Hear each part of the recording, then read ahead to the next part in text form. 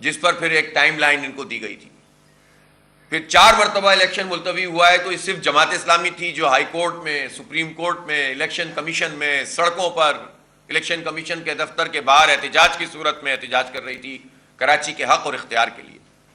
باقی ساری پارٹیاں ملی ہوئی تھیں کہ کسی طرح بلدیاتی الیکشن سے جان چھوٹ جائے. سب کو اپنی اپنی پوزیشن کا اندازہ تھا. آخری وقت تک اس بات کی کوشش کی گئی کہ الیکشن نہ ہو. چند گھنٹے پہلے تک کراچی کے عوام کو نہیں معلوم تھا کہ الیکشن ہو رہا ہے کہ نہیں ہو رہا. اور اس سب کے باوجود بھی چونکہ لوگوں کے اندر ایک ارج تھی کہ بھئی تو پھر بھی لوگوں نے ایک بڑی تعداد میں ووٹ کاسٹ کیا، جس پر خراج تحسین پیش کرتے ہیں ہم کراچی کے عوام کے. ورنہ جن حالات میں انہوں نے الیکشن منعقد کیا اس میں 5%، 7% کاسٹنگ ہوتی تو بھی ہم کہتے کہ یار اس میں لوگوں کا کوئی قصور نہیں ہے. اس سب کے باوجود کہ حلقہ بندیوں میں کم از کم 1 اور 4 کا ریشو ہے. اگر ہم نے 1 سیٹ جیتی ہے تو پیپلز پارٹی نے اتنے ہی ووٹرز پہ 4 یا 5 سیٹیں جیتی ہیں ایوریج. یعنی آپ اندازہ کر سکتے ہیں کہ یہ لیول پلینگ فیلڈ نہیں تھی. یہ ایسا ماحول نہیں تھا کہ جس میں مقابلے برابری کی بنیاد پر ہو رہا ہو. وہ پہلے ہی بہت آگے ہوئے تھے لیکن ہم نے پھر بھی اس چیلنج کو قبول کیا. ہمیں معلوم تھا کہ اسی کو بنیاد بنا کر وہ اور ان کی اتحادی جماعتیں اگلے کئی سال الیکشن نہیں کرائیں گے، چونکہ ان کا ٹریک ریکارڈ یہی ہے. ان کی جمہوریت صرف نام کی جمہوریت ہے، نہ یہ پارٹی میں جمہوریت ہے وصیت اور وراثت پہ چلاتے ہیں، نہ یہ اپنے تمام اداروں کو اس جمہوری طرز عمل پر چلاتے ہیں، اور نہ جمہوریت کی جو نرسری ہے جسے بلدیاتی انتخاب کہتے ہیں یا طلبہ یونین کے انتخاب کہتے ہیں یہ بھی نہیں کرانا چاہتے. اعلانات کرتے رہیں گے.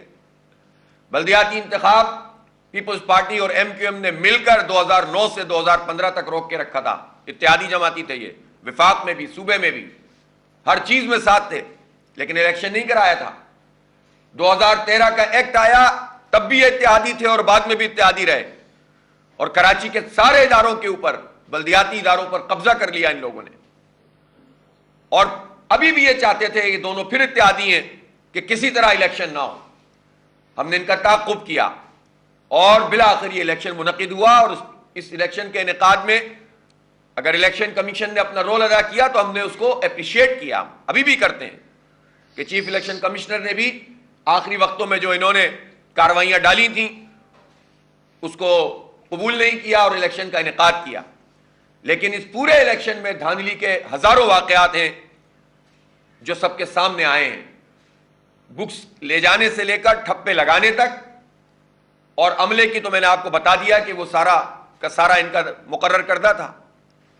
اور پھر اس کے بعد جب 5 بج گئے تو اس کے بعد نتیجے نہیں دے رہے تھے. پریزائڈنگ افسر فارم 11 اور 12 نہیں دے رہے تھے، اس کی لڑائی کرنی پڑی. اور پھر اس کے بعد جب یہ بھی دے دیا تو نتیجے بدلنے لگے. وہ بھی ہو گیا تو ریکاؤنٹنگ میں سیٹیں، جیتی ہوئی سیٹیں جو ہے وہ ہمیں ہرائی جانے لگیں. اور اس کا دفاع بھی ہم نے سڑکوں پہ بھی کیا اور الیکشن کمیشن میں بھی کیا. الیکشن کمیشن نے ابتدائی طور پر 6 سیٹوں کو ٹیک اپ کیا، اس کے بعد 3 مزید اور پھر اب کچھ اور سیٹیں بھی گئی ہیں. میں سمجھتا ہوں کہ اس پروسیس کو بھی جلدی مکمل ہونا چاہیے. اور 7 فروری کو جو تاریخ دی گئی ہے اس میں انشاءاللہ چیف الیکشن کمشنر بھی، مجھے توقع ہے، امید ہے بلکہ ہونا چاہیے، ان کو موجود ہونا چاہیے، تاکہ یہ اہم ترین مسئلہ ہے. یہ کوئی چند یوسیوں کا مسئلہ نہیں ہے، یہ کراچی کے مستقبل کا معاملہ ہے. کراچی پاکستان کا نہیں، عالم اسلام کا سب سے بڑا شہر ہے، دنیا کا 5واں بڑا شہر ہے، پورٹ سٹی ہے. کراچی پر پاکستان کی معیشت کا انحصار ہے. بدترین حالات جو اس وقت شہر کے اور ملک کے معیشت کے ہیں، اگر کراچی پر ان تمام اسٹیک ہولڈرز نے توجہ دی ہوتی، اگر حکومتیں اور وہ جو کمیٹیاں بنتی رہیں وہ اس پر کام کر رہے ہوتے تو آج یہ صورتحال نہ ہوتی. اس کو بند کر دے بھائی.